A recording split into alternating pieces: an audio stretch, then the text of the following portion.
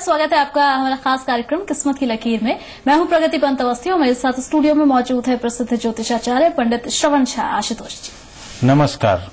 हमारे इस प्रोग्राम में हमारी कोशिश होती है आपकी उलझनों को सुलझाने की। तो क्या आप ये जानना चाहते हैं कि भविष्य में क्या होने वाला है, आपकी कुंडली आपके बारे में क्या कुछ कह रही है, रोजमर्रा की जिंदगी में ग्रह नक्षत्रों की चाल कैसे आपके जीवन को प्रभावित कर रही है और आप आखिर कैसे अपनी जिंदगी को बेहतर बना सकते हैं, आपके ऐसे ही ढेर सारे सवालों का जवाब हम देंगे। तो अगर आपका कोई भी सवाल है, आपके भविष्य से जुड़ा हुआ, करियर से जुड़ा हुआ, कोई भी समस्या जिसका निदान आप चाहते हो हमसे, तो आप हमें कॉल या ईमेल कर सकते हैं। हमारा फोन नंबर और ईमेल आईडी आपकी टीवी स्क्रीन पर फ्लैश हो रही है। पर सवाल पूछते समय अपना नाम, जन्म का स्थान और जन्म का समय बताना मत भूलिएगा।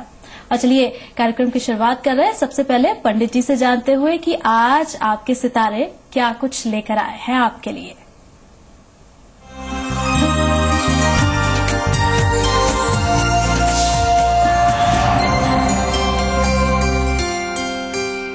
तो चलिए सबसे पहले जान लेते हैं पंडित जी से कि मेष राशि के जातकों का दिन आज कैसा रहने वाला है। मेष राशि वालों के लिए कहना चाहेंगे, मानसिक मजबूती के साथ काम करने की कोशिश करेंगे। कार्य व्यवसाय में किया जा रहा प्रयास सफल नहीं होगा। संतान के स्वास्थ्य का ध्यान रखें, आर्थिक नुकसान हो सकता है। तो आज के दिन मिला जुला प्रभाव मिलेगा आपको, थोड़ा ध्यान रखने की यहाँ जरूरत है। तो थोड़ी सी सतर्कता बरतने की जरूरत है मेष राशि के जातकों को अपने दिन को बेहतर बनाने के लिए। आगे बढ़ते हुए वृष राशि के जातकों की बात करते हैं, उनका दिन कैसा रहने वाला है पंडित जी से जानते हैं। मानसिक रूप से उग्र रहेंगे, ऐसा नहीं रहना चाहिए, ध्यान रखें। कार्य व्यवसाय में तरक्की हो सकती है। प्रोफेशनल पार्टनर दबाव बनाने का प्रयास करेंगे, अर्थात जिसके साथ आप काम कर रहे हैं वो आपके ऊपर दबाव बना सकते हैं। वैवाहिक जीवन सामान्य रहेगा, वैवाहिक जीवन में कोई परिवर्तन नहीं आ रहा है, सिर्फ अपने पार्टनर के साथ ध्यान बनाए रखें तो आपके लिए आज अच्छा रहेगा। वृष के बाद अब बात करेंगे हम मिथुन राशि की। मिथुन राशि के जातकों का दिन कैसा रहने वाला है, जानते हैं पंडित जी से। सौम्यता बनी रहेगी, वाणी भी नियंत्रित होगी, निवेश का भरपूर फायदा मिलेगा। अगर आप प्रेम करते हैं तो विवाह के बारे में सोच सकते हैं। आज दिन बहुत ही अनुकूल है, इसका आपको लाभ लेना चाहिए। और मिथुन राशि के जातकों के बाद हम बात करेंगे कर्क राशि की। कर्क राशि के जातकों का दिन कैसा रहने वाला है, पंडित जी से जानते हैं। कर्क राशि वालों के लिए कहना चाहेंगे कि भाग्य का साथ मिलेगा। कार्य क्षेत्र में भरपूर तरक्की होगी, जितना चाहे उतना तरक्की ले सकते हैं। नए व्यवसाय या नए नौकरी का अगर प्रयास कर रहे हैं तो वो सफल हो जाएगा। शेयर मार्केट में नुकसान हो सकता है, तो हम कहेंगे जो कोई भी शेयर मार्केट में पैसा लगाते हैं वो आज कम से कम पैसा न लगाएं, आज आपके लिए अच्छा नहीं है। तो कर्क राशि के जातकों को आज निवेश से बचना है, खासतौर पर शेयर मार्केट में अगर निवेश की सोच रहे हो तो आज कृपया ऐसा ना करें। सिंह राशि के जातकों का दिन कैसा रहने वाला है, क्या कुछ सावधानियां उन्हें बरतनी है दिन को बेहतर बनाने के लिए, पंडित जी बता रहे हैं। मानसिक उलझन में दिन गुजर सकता है। घर परिवार के लोगों के स्वास्थ्य की चिंता होगी। ननिहाल पक्ष से शुभ समाचार मिल सकते हैं। आने वाले कुछ दिनों तक निवेश से बचें। कहेंगे सामान्य दिन है, लेकिन आने वाले कुछ दिनों तक निवेश ना करें, निवेश को टाल दें। तो सिंह राशि के जातकों के लिए जैसा कि पंडित जी ने बताया कि आने वाले कुछ दिनों तक निवेश नहीं करें तो ये बेहतर होगा उनके लिए। कन्या राशि के जातकों का दिन कैसा रहने वाला है, उन्हें क्या कुछ करना है, क्या कुछ नहीं करना है दिन को बेहतर बनाने के लिए, जानते हैं। त्वरित निर्णय लेंगे, ऐसा संभव नहीं होता कन्या राशि वालों के लिए, फिर भी ऐसा करेंगे। कार्य व्यवसाय में परिवर्तन करने से लाभ मिलेगा, अगर सोच रहे हैं तो कर लीजिए। अपेक्षा से अधिक लाभ के संकेत हैं। अनुभवी लोगों का सहयोग भी मिलेगा। हम कहेंगे कन्या राशि वालों के लिए आज बहुत अनुकूल दिन है, इसका पूरा लाभ लेना चाहिए। तो कन्या राशि के जातकों के लिए आज का दिन बहुत अच्छा है। अनुभवी लोगों का साथ उन्हें मिलने वाला है, सहयोग मिलने वाला है और साथ ही साथ जितनी मेहनत करेंगे उससे कहीं ज्यादा फायदा आज के दिन उन्हें होने वाला है। तुला राशि के जातकों का दिन कैसा रहने वाला है, पंडित जी बता रहे हैं। अपनी क्षमता को समझने की जरूरत है। आप कितने क्षमतावान हैं ये आपको मालूम है, फिर भी ऐसा नहीं सोचते आप। विरोधी परेशान करने में सफल हो सकते हैं, अर्थात कोई भी विरोध कर रहा है तो वहां बचने का जरूरत है। कार्य व्यवसाय में ध्यान देने की जरूरत है। पारिवारिक सहयोग मिलेगा, तो हम कहेंगे दिन मिला जुला है, सिर्फ अपने कार्य व्यवसाय के ऊपर ध्यान दे दीजिए, आपके लिए दिन अच्छा रहेगा। तो तुला राशि के जातकों के लिए ये अच्छा रहेगा कि वो जो भी काम कर रहे हैं उस क्षेत्र में ज्यादा से ज्यादा ध्यान लगाएं, तो दिन बेहतर जाएगा। वृश्चिक राशि के जातकों का दिन कैसा रहने वाला है, क्या कुछ उन्हें सावधानियां बरतनी है इस दिन को और बेहतर बनाने के लिए, पंडित जी बता रहे हैं। सामान्य रूप से वृश्चिक राशि वाले जातक गुस्सा नहीं करते, तो यहाँ आज आपको सलाह है कि गुस्से पर काबू रखने की जरूरत है। कार्य व्यवसाय में तरक्की के संकेत हैं। आपके बड़े आपकी सहायता कर सकते हैं, जो भी आपके उम्र में बड़े हैं या फिर आपसे अनुभव में अधिक हों। भाग्य अनुकूल है, पूरा लाभ लेना चाहिए आपको। तो वृश्चिक राशि के जातकों का दिन आज बेहतर रहने वाला है, भाग्य भी उनके साथ है और बड़े जो उनके हैं परिवार के हों चाहे सहयोगी हों वो भी उनकी मदद के लिए तैयार दिखेंगे आज के दिन। धनु राशि के जातकों का दिन कैसा रहने वाला है, अब जान लेते हैं पंडित जी से। आज अपने ही स्वास्थ्य का आपको ध्यान रखने की जरूरत है। वाहन चलाने में भी सावधानी रखें। संतान को तरक्की या अच्छी नौकरी मिल सकती है, तो अपने स्वास्थ्य का विशेष ध्यान रखना है। संतान की बिल्कुल चिंता नहीं करनी है, उसकी तरक्की होगी। आज आपके लिए दिन थोड़ा कमजोर है, आगे दिन के लिए आप प्रतीक्षा करें। तो धनु राशि के जातकों के लिए सावधानी ये कि अगर वाहन चला रहे हैं तो सावधानी से वाहन चलाएं और साथ ही साथ अपनी सेहत का भी उन्हें आज के दिन ध्यान रखना है। मकर राशि के जातकों को क्या कुछ करना है, दिन को बेहतर बनाने के लिए क्या कुछ सावधानियां बरतनी है, पंडित जी से जानते हैं। आज तर्क के ऊपर ही निर्भर रहेंगे, अर्थात तर्कपूर्ण बातों पर ही विश्वास करेंगे। कार्य व्यवसाय में विकास होगा। कार्य के लिए लंबी यात्रा करनी पड़ सकती है, अर्थात कार्य व्यवसाय के लिए ही यात्रा करनी पड़ेगी। दाम्पत्य जीवन में तनाव हो सकता है, तो यहाँ तनाव से बचें, आपके लिए दिन अनुकूल है। मकर राशि के बाद कार्य के लिए लंबी यात्रा करनी पड़ सकती है, अर्थात कार्य व्यवसाय के लिए ही यात्रा करनी पड़ेगी। दाम्पत्य जीवन में तनाव हो सकता है, तो यहाँ तनाव से बचें, आपके लिए दिन अनुकूल है।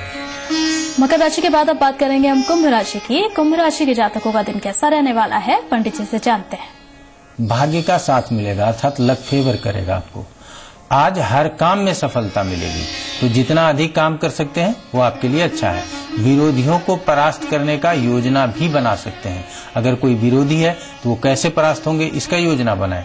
निवेश करें, लाभप्रद रहेगा।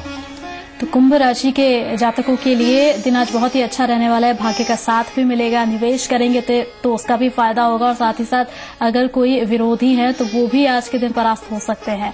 अब मीन राशि की बात कर लेते हैं, अंतिम राशि मीन राशि, और कैसा मीन राशि के जातकों का दिन आज का रहने वाला है, पंडित जी बता रहे हैं। दुविधा में रहेंगे। ऐसे तो रोज ही आप दुविधा में रहते हैं, लेकिन आज विशेष रूप से दुविधा में रहेंगे। बच्चों के विवाह की बात आगे बढ़ सकती है, दुविधा यहाँ त्याग देना चाहिए। कार्य क्षेत्र में दबाव महसूस करेंगे।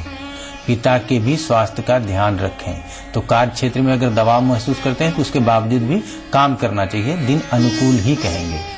तो मीन राशि के जातकों का दिन भी अनुकूल ही पंडित जी ने बताया। तो इस तरह से हमने 12 की 12 राशियों के जातकों के दिन के बारे में बताया कि उनका दिन कैसा रहने वाला है और क्या कुछ सावधानियां उन्हें बरतनी है अपने दिन को और बेहतर बनाने के लिए। एक छोटा सा ब्रेक यहाँ पर लेंगे और ब्रेक के बाद पंडित जी से जानेंगे कि आखिर मातृ श्राप क्या होता है, क्या कुछ इसके उपाय हैं और कौन कौन इसके पीछे कारक है। ब्रेक के बाद बताएंगे आपको।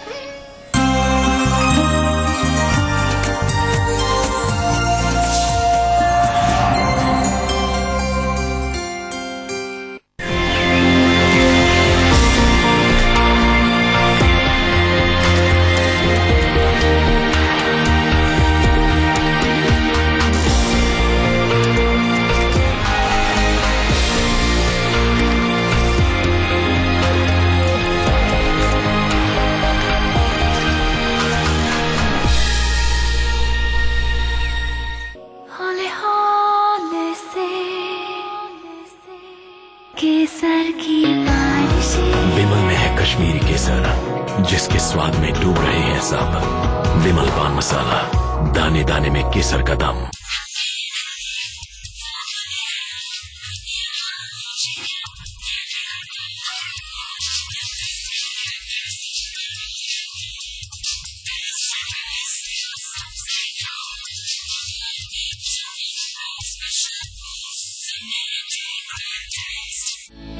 अपनी मेहनत से दूसरे का सपना सच करता हूँ। ऐसा ही एक सपना मेरा भी है मेरा अपना बैंक खाता, बचत पे ब्याज, जब चाहो पैसा निकालो, 1 लाख का दुर्घटना बीमा, ये सब सपना नहीं सच है। इसे पूरा किया प्रधानमंत्री जन धन योजना ने। आप भी अपना खाता खुलवाएं और इस योजना का फायदा उठाएं। प्रधानमंत्री जन धन योजना, मेरा खाता भाग्य विधाता। गोलगप्पे पानी पूरी क्यों खाते हो चोरी चोरी? जब घर में एवरेस्ट की पानी पूरी, अब नो चोरी चोरी। घर में आई एवरेस्ट की पानी पूरी। एवरेस्ट पानी पूरी मसाला, टेस्ट में बेस्ट मम्मी और एवरेस्ट। हमारे लिए हर केस एक चुनौती है, सवालों और पेचीदगियों की उलझी हुई गुत्थी। शुरुआत में हर कोई संदिग्ध होता है, सबूत और गवाह कभी भी कहीं भी मिल सकते हैं, और परत दर परत तफ्तीश हर राज खोल देती है। तफ्तीश रोज रात 10:30 बजे सिर्फ जी मरुधरा पर। अब कहीं भी किसी भी समय आप रहेंगे हमेशा अपडेट, क्योंकि जी मरुधरा है आपके पास। जुड़िए हमारे साथ फेसबुक पर facebook.com/pages/जी मरुधरा और ट्विटर पर twitter.com/z_मरुधरा और यूट्यूब में youtube.com/user/जी राजस्थान या हमारी वेबसाइट पर zmarudhara.com के जरिए। जी मरुधरा, हर पल आपके साथ।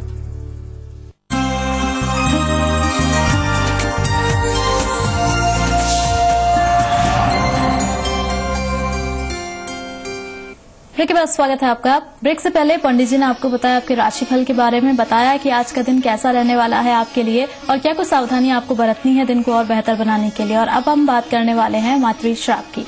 पंडित जी, जानना चाहेंगे आपसे कि मातृश्राप आखिर होता क्या है और किस तरह से जीवन पर इसका असर पड़ता है। बिल्कुल बताएंगे आपको। हम कहेंगे कि जैसे हम कल से ही बता रहे हैं कि पितृदोष बोलते हैं लोग, यहाँ हम कहते हैं कि पितृदोष जैसे शब्दों का प्रयोग हमारे शास्त्रों में नहीं है। हम उसको साप के रूप में जानते हैं, पितृसाप, मातृसाप, भ्रातृसाप, मातुलसाप, इस तरह के सांपों को हम लोग समझते हैं। तो हम अभी लगातार आपको इस सांप के विषय में बताते जाएंगे, तो अगर सुविधा हो, आपको सहूलियत हो तो आप इसको नोट करते भी चले जाएं। तो पितृसाप के विषय में हमने कल बताया है, आज मातृसाप के विषय में बताते हैं। हम यही कहना चाहेंगे कि जो पितृसाप और मातृसाप है सारे 5वें स्थान से संबंध रखते हैं। क्योंकि मातृसाप है वो चतुर्थ के साथ साथ चंद्रमा भी इसके कारक हैं। तो चतुर्थ स्थान, पंचम स्थान और चंद्रमा, इन 3 ग्रहों को विशेष रूप से हम देखेंगे और फिर हम आपको बताएंगे कि मातृशाप होता कैसे है, किन किन कारणों से, किन किन योगों से जो है मातृशाप पत्रिका में जो है सो निश्चित कहा जा सकता है कि हाँ इनके ऊपर मातृशाप लगा हुआ है। दूसरा चीज कहेंगे कि चाहे वो पितृशाप हो, मातृशाप हो, जब हम 5वें स्थान की बात करते हैं तो वहां से संतान की बात करते हैं। तो इन सारे शापों से हमें संतान को होने में दिक्कत होता है, या तो हमको पुत्र संतान नहीं होता या कोई भी संतान नहीं होता। तो हम कहेंगे आप समझें इस बात को और जाने कि किस तरह से ये शाप लगता है। तो सबसे पहले कहना चाहेंगे, पुत्र स्थान धिपे चंद्रे, नीचे वा पाप मध्य गे, हिबुके पंचमे पापे, मातृशापात सुतक क्षय। यहाँ सुतक क्षय लिखा हुआ है, अर्थात सुत का क्षय हो जाना, संतान का नहीं होना, ऐसा कहते हैं। फिर कहते हैं कि पंचमेश चंद्रमा अगर नीच या पाप ग्रहों के मध्य हो, पंचमेश चंद्रमा दोनों कह रहे हैं, अगर नीच या पाप ग्रहों के मध्य हो, पाप ग्रहों के मध्य कहने का मतलब है जिस भी भाव में चंद्रमा हो उसके दोनों तरफ अशुभ ग्रह हो। चतुर्थ पंचम भाव में पापी ग्रह हो, अर्थात चौथा और 5वां, हमने हमेशा बताया कि 5वें भाव से हम इस शाप को देखते हैं। तो यहाँ हम कहेंगे कि मातृशाप लगता है आपको और उससे आपको संतान का अभाव होता है। दूसरा जो हम उदाहरण आपको बताना चाहेंगे कि किस तरह से ये मातृशाप होता है, कहते हैं लाभे अर्थात एकादश स्थान में मंद समायुक्ते, मंद मतलब शनि को मंद कहते हैं, मातृ स्थाने सुहे तरे, नीचे पंचमगे चंद्रे, मातृशाप सुतक क्षय, अर्थात लाभ भाव में शनि, चतुर्थ में पाप ग्रह, पंचम में नीच का कोई ग्रह हो, नीच का चंद्रमा हो, तो मातृशाप हम कहते हैं कि आपको लगता है। दूसरा एक उदाहरण और हम आपको संस्कृत में ही देना चाहेंगे। लग्ने पुत्रे मृतो ऋष्भे। लग्ने मतलब लग्न में, पुत्रे अर्थात पंचम में, मृतो अर्थात आठवें में, ऋष्भे अर्थात द्वादश में। कुजो राहु रवि शनि अर्थात कुज मतलब मंगल, राहु मतलब राहु, रवि मतलब सूर्य और शनि, ये चारों ग्रह क्रम से हो। मातृ लग्नाधिपे दुहस्थो मातृ सापात सुतक्षया अर्थात हम कहते हैं कि अगर मातृ लग्न में भी हमारे अशुभ ग्रह हो जाएं तो ऐसे में हम कहते हैं कि आपको मातृशाप लगता है। तो ये और भी बहुत सारे कारण हैं जो हम आपको 1 बाय 1 बताते जा रहे हैं।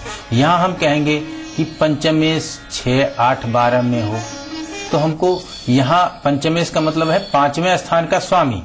अगर 5वें स्थान का स्वामी 6ठे, 8वें और 12वें में चला गया हो, लग्नेश नीच राशि में चला गया हो अर्थात लग्न का स्वामी, और चंद्रमा पाप युक्त हो। हमेशा कहते हैं जब मातृशाप की बात करेंगे तो चंद्रमा को नहीं छोड़ सकते हैं, तो चंद्रमा पाप युक्त हो। दूसरा और योग समझिए आप, पंचमेश फिर वही 5वें स्थान का स्वामी 6, 8, 12 अर्थात दुख स्थान में हो, चंद्रमा पाप के नवांश में हो अर्थात मंगल, शनि, सूर्य इसके नवांश में हो, लग्न में पापी प्लैनेट्स हो। पापी प्लैनेट्स का मतलब होता है मंगल, शनि, राहु, केतु हो, तो ऐसे में कहेंगे कि आपको मातृशाप लगता है।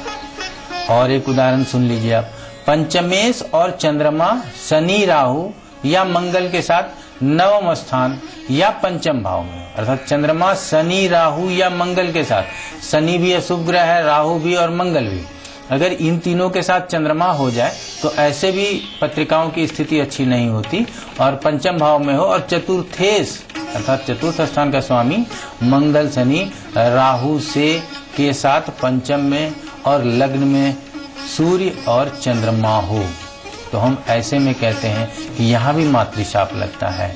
लग्नेश पंचमेश षष्ठ भाव में अर्थात लग्न का स्वामी और पंचम का स्वामी दोनों छठे में, चतुर्थेश चौथे का स्वामी 8वें में, अष्टमेश दशमेश लग्न में अर्थात 8वें का स्वामी और 10वें का स्वामी लग्न में।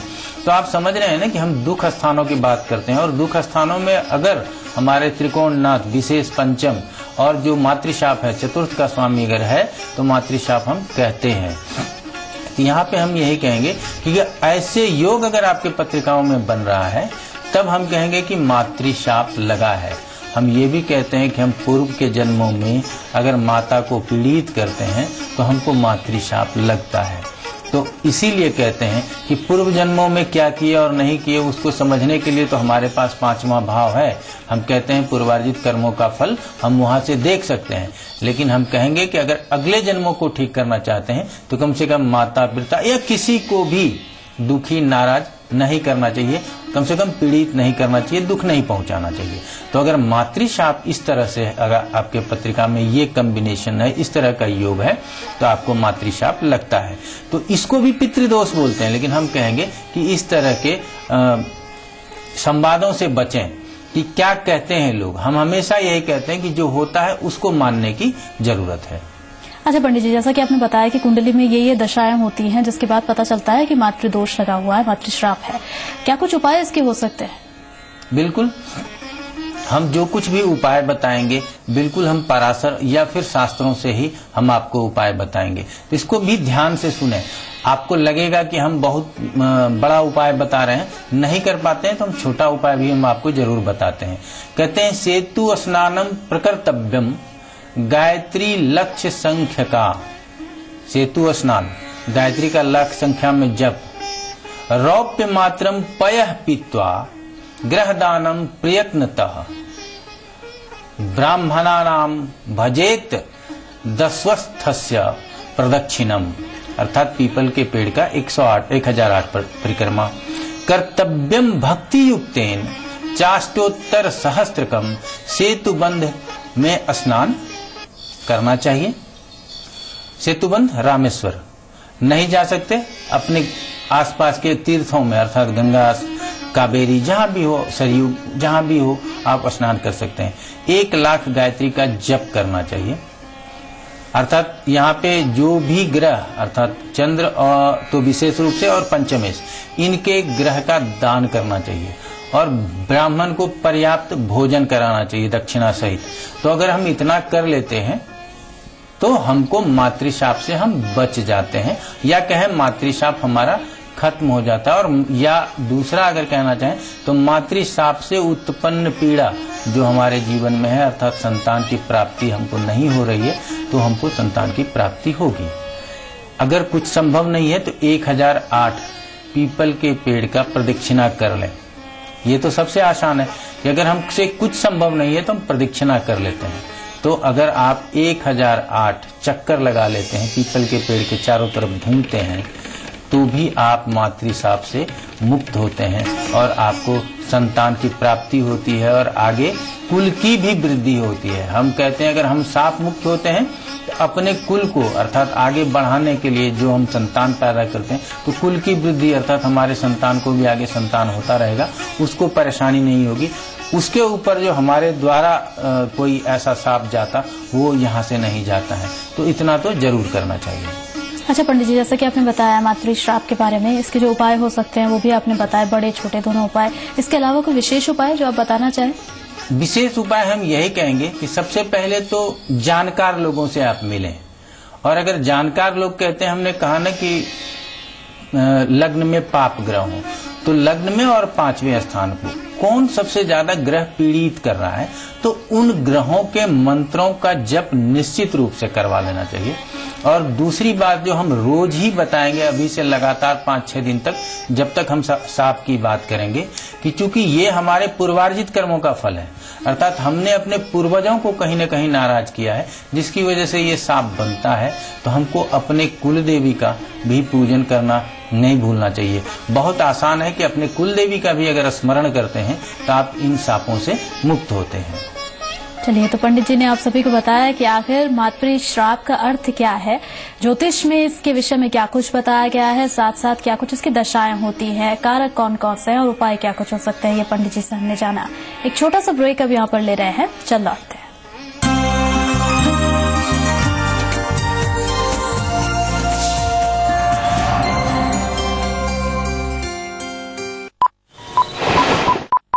दिन भर की वो बड़ी खबरें जिन्होंने राजनीतिक गलियारों में बढ़ाई सरगर्मियां, अर्थव्यवस्था को दी रफ्तार, कारोबार को चमक, जो लाई खेल के मैदान में तूफान और फूकी बॉलीवुड में नई जान। खबर दिन भर रोज रात 11 बजे जी मरुधरा पर। मेरी शान मेरा अभिमान। हो गया एडमिशन IIT में? कल से बेकरी आ जाना। खाब क्यों को चल डाले, आधे घंटे में पहुंचा देना। पंख यूं को तल डाले। और बेटा कौन से कॉलेज में पढ़ रहे हो? IIN। ओए, अंडे कहाँ हैं? आ रहे हैं। उड़ के आ रहे हैं?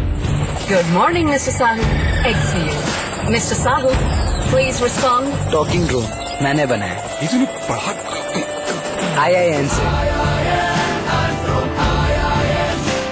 IIN यानी आइडिया इंटरनेट नेटवर्क। यहाँ पर आप में से कोई भी कुछ भी सीख सकता है, अगर सीखने की चाहो तो।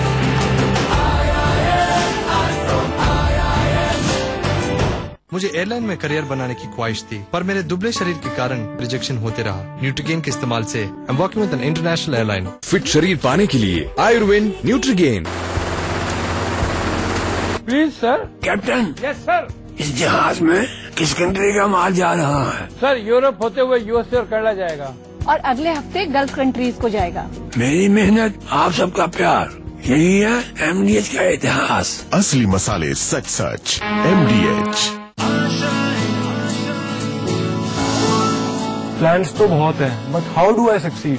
MBA तो कर लिया, अब जॉब का क्या? मैं कुछ बनना चाहती हूँ, बट उसका रास्ता क्या है? आज की युवा पीढ़ी में बहुत कंफ्यूजन है। आपके मन में लगता है कि आपके प्रश्नों के जवाब देने वाला कोई नहीं, तो आइए मेरे साथ मेरे शो में मैं आपको रास्ता दिखाऊंगा। डॉक्टर सुभाष चंद्र शो, शनिवार और रविवार शाम 7 बजे।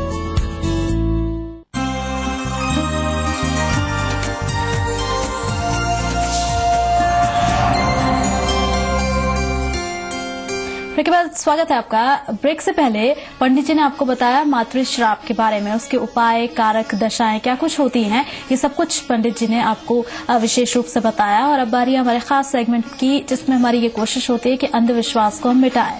एक बहुत पुरानी और प्रचलित मान्यता रही है पंडित जी कि मनी प्लांट का पेड़ अगर आप घर पे लगा लें और वो अच्छी तरह से ग्रो कर रहा है, बहुत अच्छी तरह से वृद्धि कर रहा है, तो आपके घर में लक्ष्मी का वास होगा। मनी प्लांट नाम ही है, लेकिन ये एक प्लांट ही है। अच्छा, ये ना रुपए की तरफ बढ़ता है, इसीलिए इसका नाम कहते हैं मनी प्लांट। जैसे आप रुपए को बढ़ाना चाहेंगे तो वो बहुत तेजी से बढ़ता है, कहते हैं मनी बिगेस टू मनी, पैसा ही पैसे को बढ़ाता चला जाता है। तो उसी तरह से यहाँ एक के ऊपर एक पत्तियां लगते चली जाती हैं। ये प्लांट बहुत ही हरा भरा रहने वाला है, धूप और छांव दोनों जगह होता है। तो इसीलिए कहा जाता है कि ऐसे प्लांट को अगर घर में लगाएंगे जो धूप को भी बर्दाश्त करता है और छांव को भी बर्दाश्त करता है, तो आपके घर में भी समृद्धि बनी रहेगी। अच्छा, ऐसे हमारे शास्त्रों में बहुत विशेष रूप से मनी प्लांट के विषय में नहीं बताया गया है, हम स्पष्ट बता दें। लेकिन हम कहते हैं कि हमारा घर सजा हुआ रहे, घर के चारों तरफ हरियाली हो, तो ऐसे भी लोग कहते हैं कि ये समृद्ध लोग होंगे। तो हम कहते हैं समृद्धियां तो स्वतः आ जाती है अगर हमारे घर के चारों तरफ हरा भरा हो, घर भी सुसज्जित हो। तो मनी प्लांट का पौधा लगा लेने मात्र से आपको आर्थिक समृद्धि मिल जाएगी, ऐसा हमको विश्वास नहीं है और आपको भी ऐसा विश्वास नहीं करना चाहिए।